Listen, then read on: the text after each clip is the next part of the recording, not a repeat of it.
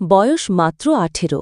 ছাত্রছাত্রী তোমরা যখন তোমাদের বয়স 18 হয় তখন তোমরা থাকো স্কুল বা কলেজে। ঠিক তখনই জীবনের এক অদ্ভুত মোড়ে এসে দাঁড়াও। এই বয়সে বইয়ের পাতার চেয়ে অনেক সময় বেশি আকর্ষণীয় মনে হয় প্রেম ভালোবাসার রঙিন স্বপ্ন।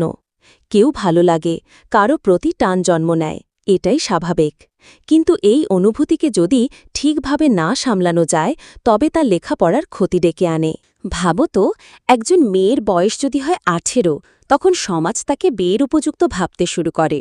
অনেক ক্ষেত্রে মেয়েরা সংসার গুছিয়ে নিতে শেখে, দায়িত্ব নিতে পারে।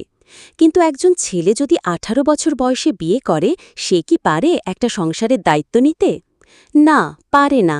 কারণ ছেলেরা সাধারণত 26-27 বছর বয়সের দিকে গিয়েই কর্মজীবনে স্থিরতা পায়। তখনই সে নিজের পায়ে দাঁড়ায়, নিজের আয় দিয়ে নিজের ও পরিবারের প্রয়োজন মেটাতে পারে। তার আগে ছেলেটা নিজেই নিজের জীবন গড়ার সংগ্রামে থাকে। তাই এই বয়সে যখন জীবনটা গড়ে তোলার সময়, তখন প্রেম কিংবা আবেগে ভেসে গিয়ে নিজের ভবিষ্যৎ নষ্ট করে ফেলো না। সময় থাকতে শিক্ষা অর্জন করো, নিজের লক্ষ্য ঠিক করো। প্রেম ভালোবাসা আসবেই, কিন্তু তার জন্য উপযুক্ত সময়ের অপেক্ষা করো। একটা সুন্দর ভবিষ্যৎ গড়ার জন্য দরকার ধৈর্য, পরিশ্রম ও সঠিক সময়ের ব্যবহার। লেখক রুবেল খান অভি।